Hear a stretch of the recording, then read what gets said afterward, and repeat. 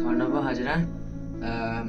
আমি সাইকেলতে পড়ে গেছিলাম, দিয়ে পায়ের অ্যাঙ্কেলে ফ্র্যাকচার হয়েছিল। আমি ফর্টিতে এসে ডক্টর অনিন দানসু বাসুর কাছে কনসাল্ট করেছিলাম, দিয়ে পায়ে সার্জারি হয়েছে।